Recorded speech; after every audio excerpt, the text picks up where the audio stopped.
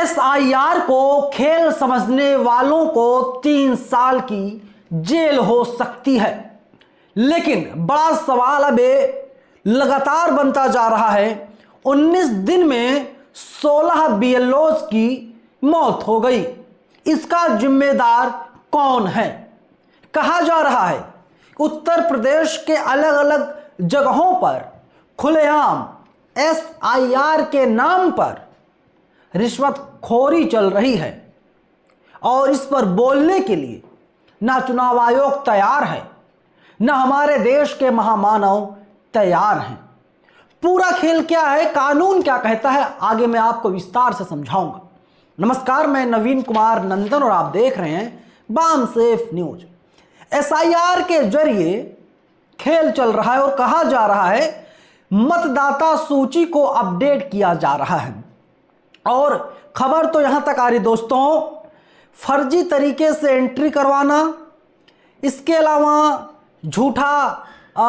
झूठी जानकारी देना, झूठ बोलना, लिखना, और सिर्फ यहीं तक नहीं, खबर तो यह भी है कि जो भी BLOs या जो भी अफसर, जो भी अधिकारी SIR के जरिए खेल करने की कोशिश करेंगे, उनके ऊपर कानूनी कार्रवाई करते हुए 3 साल के लिए उनको जेल भेजा जा सकता है और उनके ऊपर भारी जुर्माना भी लगाया जा सकता है।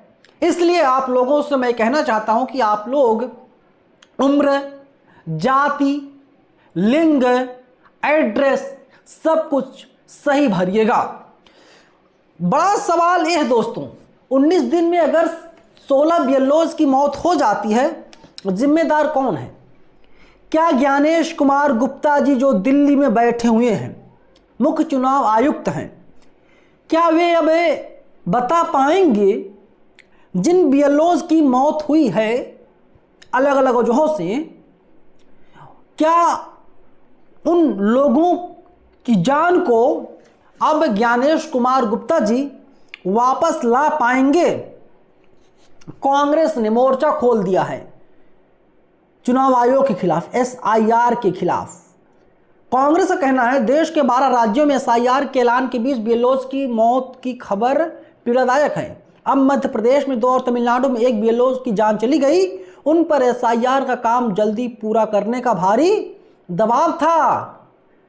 मध्य प्रदेश के रायसेन में जिन BLO रमाकांत पांडे की मौत हुई, उनकी पत्नी रेखा पांडे ने बताया कि उनके पति 4 रात से ठीक से सोए नहीं थे। हर रात फोन पर अधिकारी दबाव डालते थे और सस्पेंशन की धमकी देते थे, मतलब खुलेआम सस्पेंड करने की धमकी दी जाती थी। और इसका असल गुनाहगार कौन है, अब आपको समझना होगा। कई लेयर हैं, गुनाहगार एक हो तो काम चले ना, कई लेयर हैं। अब आपको बता रहा हूं, सबसे पहले गुनाहगार जो जिम्मेदार जो हैं वो ज्ञानेश कुमार गुप्ता जी हैं। उसके बाद दूसरे नंबर पर आते हैं ज्ञानेश कुमार गुप्ता जी की जो नीचे हैं, और फिर उसके बाद तीसरे नंबर पर आते हैं जो ज्ञानेश कुमार गुप्ता के बाद एक भाई साहब उनसे भी जो नीचे हैं। मेन 3 होते हैं चुनाव आयोग में, और आपने देखा होगा कि किस प्रकार से वे लोग बैठ करके प्रेस कॉन्फ्रेंस करते हैं। इसके अलावा जो जिले के DM हैं, कलेक्टर हैं, उनको जिम्मेदारी दी गई है। और जिले का जो मुख्य निर्वाचन अधिकारी होता है, जिला निर्वाचन अधिकारी से बोलते हैं, और DM ही होता है लगभग। तो DM साहब, SDM साहब, ये लोग दबाव डालते थे किसके ऊपर? BLOs के ऊपर। कम समय में, मतलब हड़बड़ी क्या भाई, कौन भागा जा रहा है, कौन कहां जा रहा है, हड़बड़ी में सारा काम करवाया जा रहा है, पता नहीं क्या चल रहा है। और खबर तो यहां तक आई दोस्तों अब कि मेरे पास जो है, मैं गारंटी के साथ बोल रहा हूं, और आप लोग बताइए कमेंट बॉक्स में। नियम ये कहता है कि जो BLOs हैं वे हर चौखट पर जाएं, हर व्यक्ति घर पर जाएं और जाकर फॉर्म फिल करें, फॉर्म को भरें। लेकिन खेल क्या चल रहा है कि BLO साहब ने अपना एक स्थान निर्धारित कर लिया है। तमाम BLO जैसे हैं वहाँ पर जो आम पब्लिक, आम मतदाता है, वे लोग वहाँ पर जाएं और 50-50 रुपए दे करके फॉर्म भरा जा रहा है। मतलब अगर एक घर में 5 मेंबर हैं, उस घर वालों को फॉर्म भरने के लिए 250 रुपये देने पड़ेंगे। और अमित शाह ने क्या कहा, एक तरीके से छोटा एनआरसी है, मतलब अब नागरिकता साबित करनी पड़ेगी। लेकिन अमित शाह जी और चुनाव आयोग अब तक ये नहीं बता पाया है कि हमारे देश में नोएडा में एक पाकिस्तानी महिला कई सालों से निवास कर रही है, जिसका नाम सीमा हैदर है। वो किस कैटेगरी में है? वो घुसपैठिया है, पाकिस्तानी उसको बोला जाए, उसको क्या बोला जाए समझ में नहीं आ रहा है। खबर यहां तक है कि उसने एक बच्चे को जन्म भी दे दिया है भारत में, लेकिन कोई ये जहमत नहीं उठा रहा है कि सीमा हैदर को भारत से निकाल दिया जाए, पाकिस्तान के बॉर्डर पर छोड़ दिया जाए। सब लोग चुप हैं। जो बेचारे गरीब मुसलमान हैं, जो भीख मांगकर खाते हैं, मजदूरी करते हैं, दिहाड़ी करते हैं, उनसे कहा जा रहा है आप लोग फॉर्म भरिए, एसआईआर का फॉर्म भरिए, वरना ठीक नहीं होगा।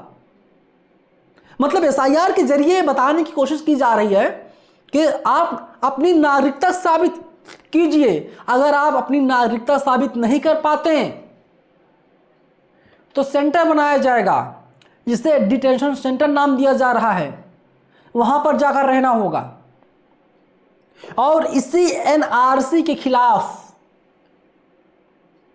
दिल्ली में बहुत बड़ा आंदोलन हुआ था, बहुत बड़ा आंदोलन हुआ था। उस आंदोलन को भी बदनाम किया गया। ये जो नफरती चिंटू हैं, जाहिल अनपढ़ गंवार हैं, मुझे कोई गुरेज नहीं है इन शब्दों का प्रयोग करने में, क्योंकि सच्चाई यही है। ये लोग क्या बोल रहे हैं? भारत पाकिस्तान का बंटवारा इसी आधार पर हुआ था।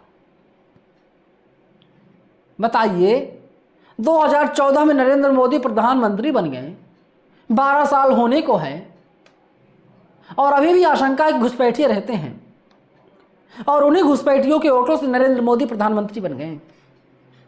एनडीए के बीजेपी के सांसदों ने जीत दर्ज कर ली। सच्चाई यही तो है। लेकिन किसको गुमराह किया जा रहा है? आम जनता को, मजलूम को, गरीब को, उनको गुमराह किया जा रहा है। हिंदुस्तान की खबर देखिए जरा। मध्य प्रदेश में 2 बीएलओ की मौत, परिजनों ने लगाए एसआईआर के वर्कलोड और टारगेट दबाव का आरोप। टारगेट दे दिया गया है, आप पूरा कीजिए। अब देखिए, राहुल गांधी ने भी मोर्चा संभाल लिया है। राहुल गांधी क्या बोल रहे हैं कि एसआईआर के नाम पर देश में अफरा तफरी मचा रखी है। नतीजा 3 हफ्तों में 16 बीएलओ की जान गई, हार्ट अटैक, तनाव, आत्महत्या। एसआईआर कोई सुधार नहीं थोपा गया, जुल्म है। एसआईआर जो है ये कोई सुधार नहीं है, बल्कि थोपा गया जुल्म है। एसआईआर जुल्म बन चुका है। कौन देश के नरेंद्र मोदी के बाद जो दूसरे नंबर के सबसे बड़े नेता हैं, लोकसभा एलओपी राहुल गांधी बोल रहे हैं ये जुल्म है, जुल्म। इलेक्शन कमीशन ने ऐसा सिस्टम बनाया जिसमें नागरिकों को खुद को तलाशने के लिए 22 साल पुरानी मतदाता सूची के हजारों स्कैन पन्ने पलटने पड़े। मकसद साफ है कि सही मतदाता थक कर हार जाए और वोट चोरी बिना रोक टोक जारी रहे। मतलब एसआईआर से वोट चोरी जो है वो रुकने वाली नहीं है। अब मुझे समझ में नहीं आ रहा ज्ञानेश कुमार गुप्ता जी, आप चाहते क्या हैं? राहुल गांधी अगर भ्रम फैला रहे हैं, राहुल गांधी झूठ बोल रहे हैं, तो इस आदमी को जेल भेजो ना भाई। क्यों मुकदमा नहीं करवा रहे हो राहुल गांधी के ऊपर? करवाओ ना राहुल के ऊपर मुकदमा। राहुल पर मुकदमा करके आप ये बता दीजिए कि एसआईआर जो है वो ठीक है। राहुल गांधी भ्रम फैला रहे हैं, देश को गुमराह कर रहे हैं, देश को बदनाम कर रहे हैं, बांग्लादेश और नेपाल जैसे हालत बनाना चाहते हैं भारत में। मुकदमा कोई नहीं कर रहा है, ना भारतीय जनता पार्टी आला कमान कर रही है। वो सिर्फ एक मुहर मार दे, ठप्पा ठोक देना है कि देखो ये तो मिसलीडिंग है, अफवाह फैलाए, ये लोग अफवाह फैला रहे हैं। लेकिन सच्चाई क्या है बताने के लिए कोई तैयार नहीं है। ये हाल है। राहुल गांधी के ऊपर मुकदमा करने से चुनाव आयोग डर रहा है। एसआईआर के जरिए जुल्म किया जा रहा है। हाहाकार पूरे देश में मचा हुआ है और चुनाव आयोग की मंशा जो है वो साफ जाहिर हो रही है। मैं इस वीडियो को यहीं पर खत्म करता हूं, लेकिन आप लोग अपनी राय को, अपनी आवाज को, अपनी बात को कमेंट बॉक्स में जरूर बताइएगा। धन्यवाद।